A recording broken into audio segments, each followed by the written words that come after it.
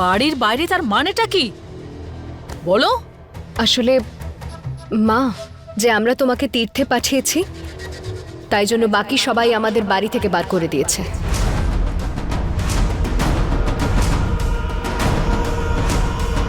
এখন আমরা মাঠে টেন্ট লাগিয়ে থাকছি, আর আমরা কারোর কাছে হাত জোর করিনি বাড়ি ফেরার জন্য। আমার বাড়ির লক্ষ্মীদের বাড়ির বাইরে বার করে দেবার এত সংস্কার হলো?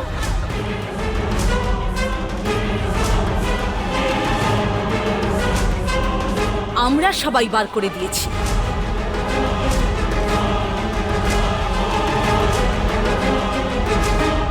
আমি যদি মনে করি বাড়ির সকলকে আমি ধাক্কা মেরে বাড়ি থেকে বার করে দিতে পারি,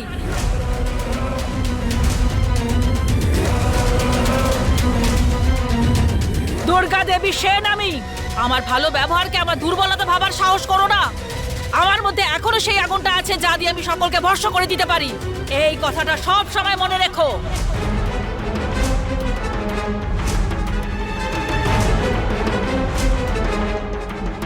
চলো সবাই বাড়ি চলো, এসো। না, আমি যাব না। আমি এই মেয়েটার সঙ্গে একদমই থাকতে পারবো না। ওকে বাপের বাড়ি যেতেই হবে।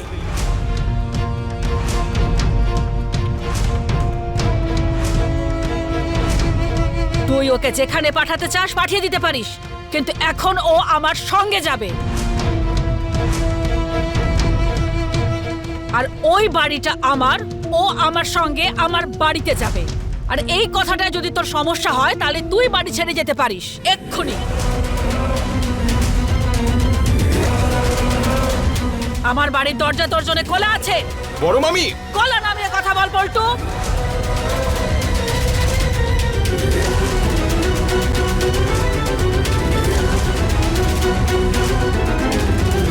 তুই কোন অধিকারে আমার বাড়িতে আছিস তা জানিস তুই? আমি যদি না চাই তাহলে আমার বাড়িতে 1 মিনিটের জন্য তুই থাকার জায়গা পাবি না।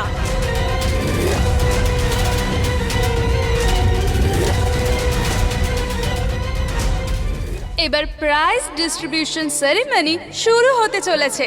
ওরাও যখন প্রাইজ পাবে তো প্রাইজ ডিস্ট্রিবিউশন দেখি, তারপর যাই। আরে বাহ! আমরা সাইকেল কম্পিটিশনের প্রথম স্থান অধিকারীকে ডেকে নিচ্ছি, রিনি ঘোষ।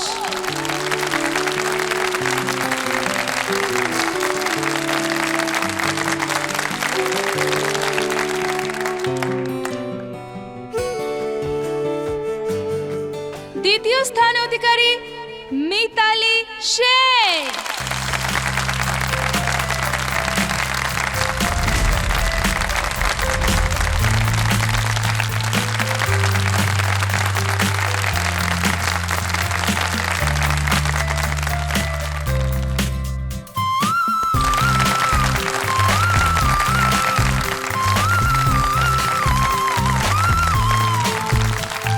জেঠিমা, দেখ না, প্রাইজটা তো ও পাচ্ছে, কিন্তু আমার মনে হচ্ছে ওটা যেন আমিই পাচ্ছি। খুব ভালো লাগছে রে, খুব ভালো লাগছে।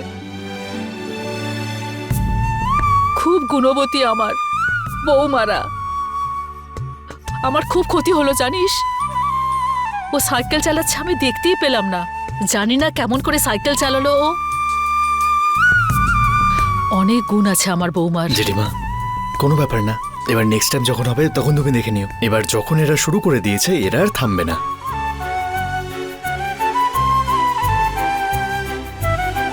কবাডি কম্পিটিশনের বিজয়ী মিসেস পারমিতা সেন।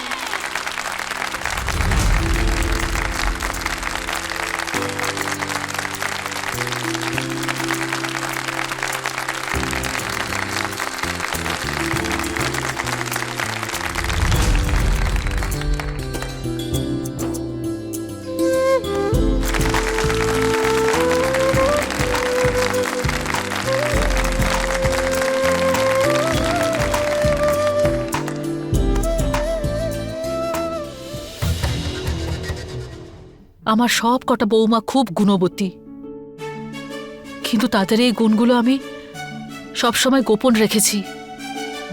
হে মা দুর্গা, আমাকে ক্ষমা করে দাও।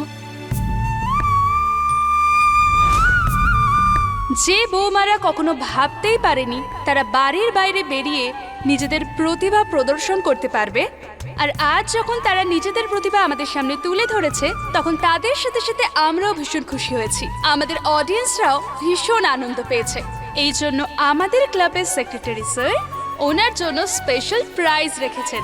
এত সুন্দর গান শুনিয়ে আমাদের সন্ধ্যাটা বিশেষ করে তোলার জন্য প্রথম বিশেষ পুরস্কার পাচ্ছেন শ্রীমতী চারুলতা সেন।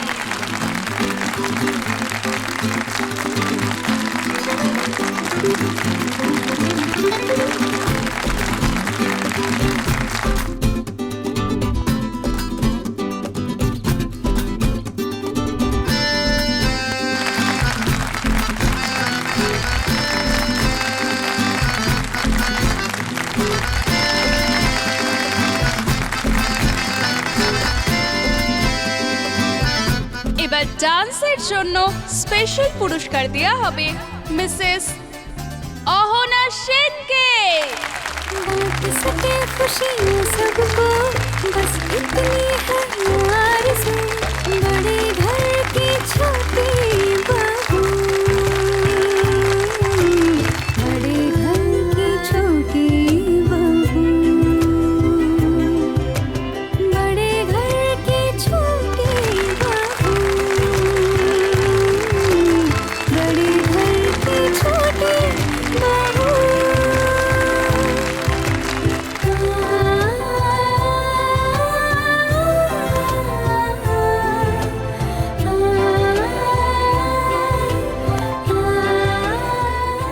মা, এই সব কিছু তোমার জন্য, শুধু তোমার জন্য এই সব কিছু সত্যি হয়েছে। তুমি জানো, তুমি আমাদের সাহস দিয়েছো, না চাইতেও অনেক আশ্বাস দিয়েছো আমাদের। আর তোমার এই চিন্তা আমাদের অজানা নয়, না তোমার ভালোবাসা অজানা।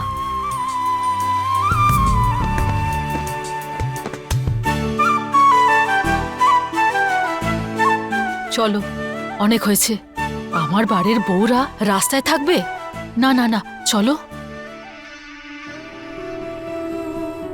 বাবা বিশ্বনাথের কাছে এটুকুই প্রার্থনা, তোমার পরিবার যেন এভাবেই বেঁধে বেঁধে থাকে, আনন্দে ভরে থাকে।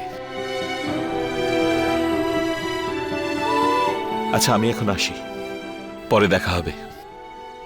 আরে ছোট মামা, আপনি একা যেতে পারবেন?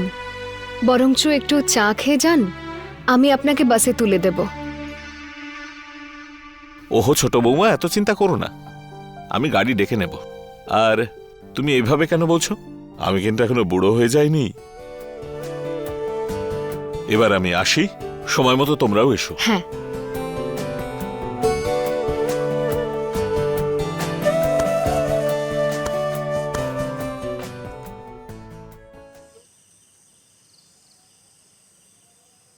আমরা আর এই বাড়িতে থাকতে পারবো না।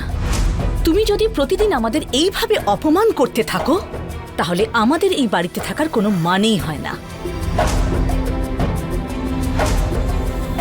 যদি তুমি এই বাড়িতে না থাকতে চাও, আর যদি তোমার এই বাড়িতে থাকতে ভালো না লাগে, তাহলে আমি তোমাকে বাধা দেব না।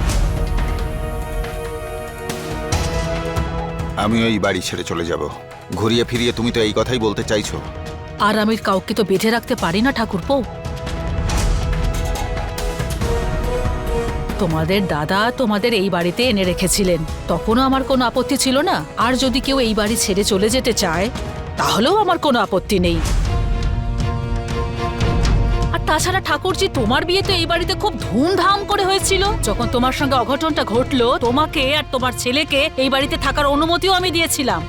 তোমার ছেলে আর আমার ছেলের মধ্যে কোনো পার্থক্য আমি কোনোদিন করিনি। আর তোমার সেই ছেলে আজ মানুষ হয়েছে, বড় হয়েছে। আমি তো সবাইকে বুকে জায়গা দিয়েছিলাম সব সময়। আমি কাউকে কোনো দিন বুঝতে দিইনি যে এই বাড়িটা তাদের নিজস্ব নয়। কিন্তু তোমরা যদি কথায় কথায় আমাকে শোনাও যে এই বাড়িটা পূর্বপুরুষের, তাহলে আমি মনে করাচ্ছি তখনকার ওই বাড়িটার অবস্থা কিন্তু খুব খারাপ ছিল। আর ঠাকুরপো, তুমি কিন্তু ওই বাড়িটার ভাগ নগদ টাকায় নিয়েছিলে। যখন তোমার দাদা এই বাড়িটা বানিয়েছিল, তখন তোমাকে এটা বলেই এই বাড়িতে নিয়ে এসেছিল, তোমার আয় অতটা ভালো নয়, একসাথে থাকলে তোমার সুবিধে হবে। তুমি কি এই কথাটা ভুলে গেছো নাকি এই কথাটা মানতেই অস্বীকার করছো তুমি?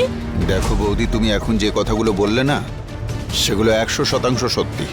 কিন্তু তা দিয়ে তুমি তো এটা মিথ্যে প্রমাণ করতে পারো না যে তুমি তোমার বাপের বাড়ির অনাত্মীয় একজন পুরুষের সঙ্গে বেড়াতে চলে গেছো।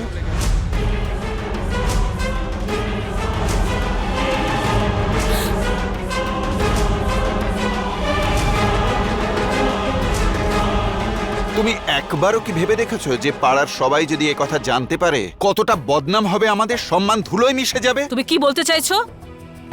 তুমি কি বুঝতে পারছো তুমি তোমার বৌদিকে কতটা ছোট করছো? কেন দিদি, শুনেছি ওনার সঙ্গে নাকি তোমার বিয়ে ঠিক হয়েছিল। গরিব তাই হয়তো বিয়েটা হতে পারেনি, এরকমই কিছু। এসব কথা কি এসে যায় ছোট? আর যদি আমার বিয়েটা ঠিক হয়েও থাকতো, হয়তো নি ভেঙে গেছে। মেয়েদের সঙ্গে তো এ সমস্ত জিনিস হয়েই থাকে। আর একটা কথা আমি তোকে বলে দিই, আমরা ছোটবেলা থেকে একসঙ্গে বড় হয়েছি, একই পাড়ায় থাকতাম। আর আমার বাপের বাড়ির সঙ্গে ওদের পারিবারিক সম্পর্কও ছিল। তাই ওনার সঙ্গে তীর্থযাত্রায় গিয়ে আমি কি এমন ভুল করে ফেলেছি? নাকি তুই একথা বলতে চাইছিস আমি আগে থেকে জানতাম যে কোথায় যাচ্ছি? যখন জানতেই না তাহলে গেলে কেন? আর যখন জানতে পারলে তখন তো ফিরে আসতে পারতে। আমি ফিরে আসতে চাইনি, আমারও যাবার ইচ্ছে ছিল।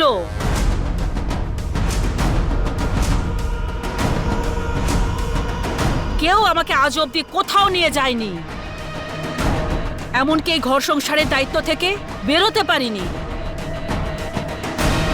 ছোট আর ঠাকুরপো বাইরে গিয়েছিল, তখন কি আমার কথা মনে পড়েছিল? আর রইল তোর ছেলে, ও না তোকে নিয়ে যাবে না আমাকে। আর আমার দুই ছেলে, একজনের তো ক্ষমতা নেই আর দ্বিতীয় জনের ইচ্ছেই নেই। আর যদি এমন অবস্থায় আমার বউরা আমার খুশির কথা চিন্তা করে আমাকে তীর্থযাত্রায় পাঠায়, তাহলে ভুলটা কি করেছে? আর আমি যদি পরিচিত মানুষের সঙ্গে গিয়েই থাকি, তাহলে অসম্মানের কথাটা আসছেই বা কোত্থেকে? আমার সঙ্গে থাকতে যদি তোমাদের এতটাই অসম্মানিত হতে হয়, তাহলে এখান থেকে তোমরা চলে যেতে পারো, বাড়ির দরজা খোলা আছে।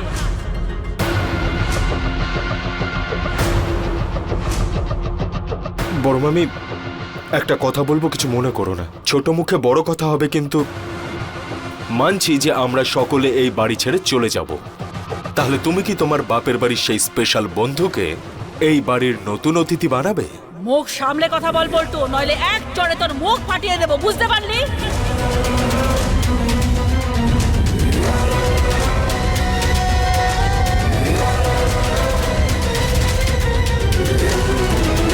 তুই ভুলে যাচ্ছিস তুই কার সঙ্গে কথা বলছিস?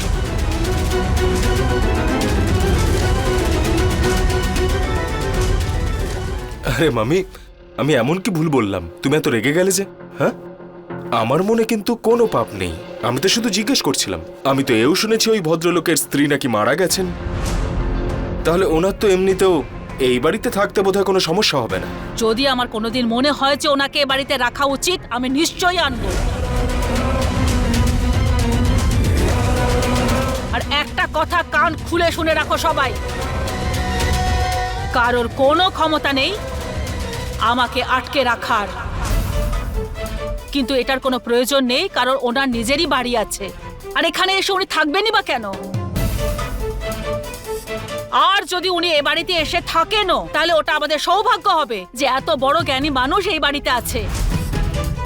আর যদি তুই মনে করিস যে এই ফালতু কথাটা বলে তুই আমাকে অপমান করবি, তাহলে তুই একটা ভুল করছিস।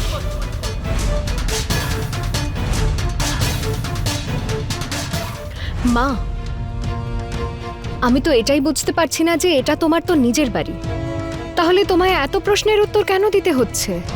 তুমি তো তীর্থযাত্রায় গিয়ে কোনো দোষ করনি মা। আর যদি তোমার আবারও যেতে ইচ্ছে করে, তুমি তখনও যাবে। এই মেয়েটা একদিন আমাদের বাড়ি সংসার সব ধ্বংস করেই ছাড়বে। শোন ছোটু, আমার কথা মনে রাখিস। এই মেয়েটা না একদিন তোকেও দেখবি শেষ করে দেবে, লিখে রাখিস তুই।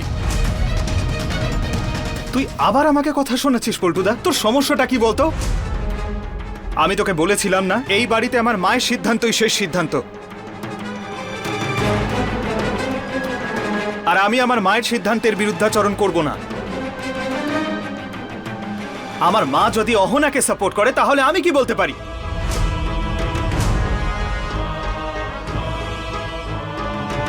তোমার কি এক বিন্দু লজ্জা নেই এভাবে যে প্রতিবার নিজের পিঠ বাঁচিয়ে চলো? মা তীর্থযাত্রায় গিয়ে না কোনো অপরাধ করে ফেলেনি।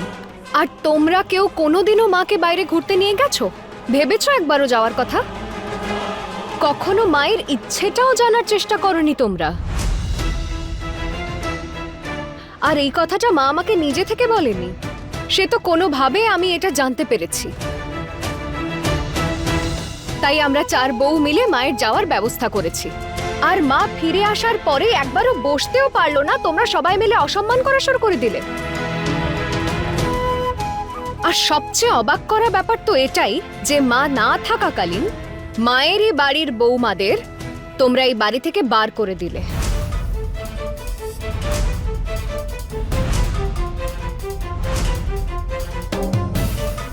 আর এই অধিকারটা তোমায় কে দিয়েছে পল্টুদা? উত্তর দাও। না, আমি বলতে চাইছি তুমি হয়তো নিজের স্ত্রীর ব্যাপারে ডিসিশন নিতে পারো, কিন্তু অন্যের স্ত্রীকে আদেশ দেওয়ার অধিকার কে দিয়েছে তোমায়? এত সাহস পেলে কোথা থেকে তুমি? কি ভাবলে তুমি? কোন অধিকারে বার করেছিলে আমাদের বাড়ি থেকে? কি ভাবছিলে তখন?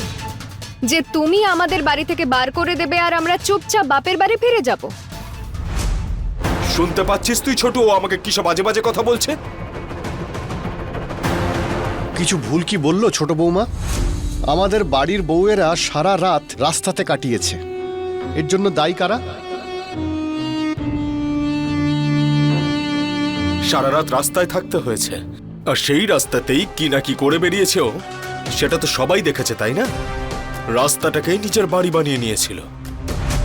রাস্তায় বেরোলে লোকজন আমাকেও আজে বাজে কথা বলছে। এটা শুনতে ভালো লাগছে এবার? বলো। খবরদার পল্টুদা, এসব উল্টোপাল্টা কথা বলে রাস্তায় থাকা মানুষদের তুমি অপমান করতে চাইছো না? আর একটা কথা বলবো, যেসব মানুষ রাস্তায় থাকে তাদের মধ্যে অনেকের মন না তোমার থেকেও বেশি পরিষ্কার হয়। হ্যাঁ, শুধু বড় বড় কথা বলতে পারো তুমি, এসবই তো করতে পারো তুমি। বাড়ির বৌমাদের দিয়ে না জানি কি না কি করিয়েছ। আমার বউকে দিয়ে মাঠের মাঝখানে সবার সামনে কবাডি খেলাচ্ছিল।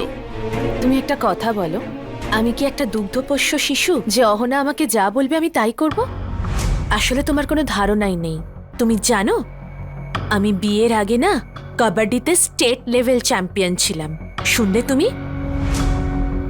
আর আমি অনেকগুলো ওই কি বলে দিদি ওই প্রাইজ অনেকগুলো প্রাইজও পেয়েছি। অনেকগুলো জায়গায় আমি খেলতেও গেছি, ওই কি বলে যেন ওই টুর্নামেন্টে। তুমি কি করে জানবে? আর তুমি জানো কেন আমি তোমাকে কখনো এটা বলিনি? কারণ আমার বাবা মায়ের মনে হতো যে যেদিনই আমি তোমাকে এই কথাটা বলবো সেদিনই তুমি আমাদের বিয়েটা ভেঙে দেবে। আর তুমি জানো আমি মেনেই নিয়েছিলাম যে হয়তো এভাবেই আমাকে চলতে হবে।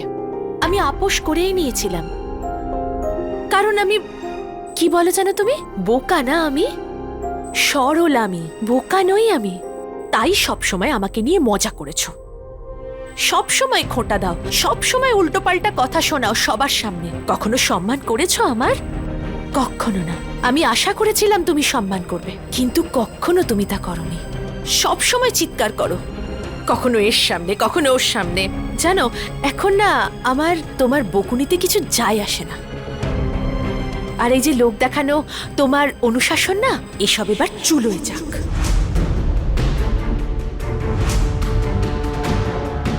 বাহ বাহ বাহ বাহ বাহ, কি অসাধারণ কথা বলছে দাদা ভাই। দেখতে পাচ্ছ বাড়ির একজন বৌমা কিভাবে আন্দোলন করে যাচ্ছে বাড়িতে, বাড়িটাকে তছনছ করার জন্য।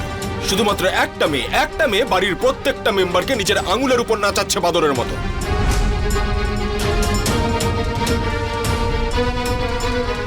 মামিমা কি জানেন তো, আমরা দুর্গা পুজো করতে চাই। পুজোতে না আমরা মামা বাড়ির সবাইকে নিমন্ত্রণ করব, আর ছোটু মামাকে তো অবশ্যই ডাকবো। একেবারেই না, কোনো বাইরের লোককে এখানে ডাকবো না আমরা।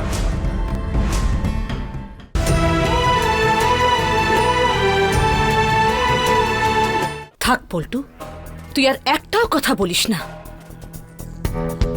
ও তোর বউ, তুই যা সিদ্ধান্ত নিবি সেটাই হবে। চল আমরা অন্য কোথাও বাড়ি ভাড়া নিয়ে থাকি। এই বাড়িতে থাকলে তুই তোর বউকে সামলে রাখতে পারবি না। এমনিতে তো তোর বউয়ের মাথায় বুদ্ধি শুদ্ধি নেই। এরা তোর বউকে ভুলিয়ে ভালিয়ে এমন কিছু কাজ করাবে যে তোর এই বোকা মেয়েটাকে নিজের বউ বলতেও লজ্জা করবে। কি বলছেন আপনি পিসিমা? কি ভুল বলেছি আমি? যা বলেছি একদম ঠিক বলেছি। আর তোমারও বলিহারি, তোমারও কি এদের মতো বুদ্ধি লোপ পেয়ে গিয়েছিল? হ্যাঁ, ওভাবে সবার সামনে চেঁচিয়ে চেঁচিয়ে তুমি গান গাইছিলে। এর আগে তো তোমায় কখনো ওভাবে গান গাইতে শুনিনি। হ্যাঁ, এখন এমন কি ঘটেছে হ্যাঁ যে তুমি শিল্পী হওয়ার জন্য একেবারে মরিয়া হয়ে উঠেছ? তোমার বাবা মা তো কখনো আমাদের এই কথা জানায়নি। আমার মায়ের যোগাযোগ গান বাজনার পরিবারের সঙ্গে রয়েছে, আর এই কথাটা আপনি খুব ভালো করে জানেন। আমার মায়ের বাপের বাড়িতে মোটামুটি সবাই গান বাজনা করেন, আর তার মেয়ে যদি গান গাইতে পারে তাহলে তো এটা খুব সাধারণ ব্যাপার পিসিমা। মামিমা কি জানেন তো, আমরা দুর্গা পুজো করতে চাই। পুজোতে না আমরা মামা বাড়ির সবাইকে নিমন্ত্রণ করব, আর ছোটু মামাকে তো অবশ্যই ডাকবো। একেবারেই না, কোনো বাইরের লোককে এখানে ডাকবো না আমরা।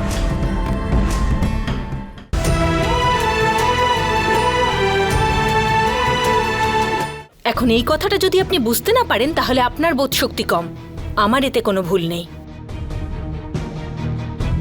আর আপনারা যদি কখনো আমায় গান গাইতে শোনেননি, তার মানে তো এই নয় যে আমি কখনো গান গাইতেই পারবো না, কিংবা আমার গান গাওয়াটা পছন্দের নয়, অথবা আমি কোনোদিন গান গাইবই না।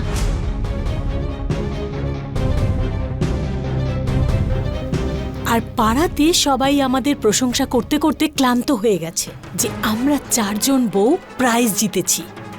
শুধুমাত্র তোমরাই খুশি হতে পারো না।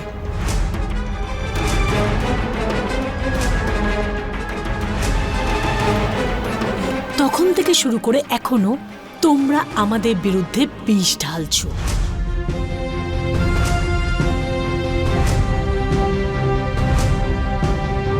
আজ দিন বৌমাকে দেখে আমার খুব গর্ব হচ্ছে। যারা নিজেদের অধিকারের জন্য লড়ছে, এর সমস্ত কৃতিত্ব ছোট বৌমার।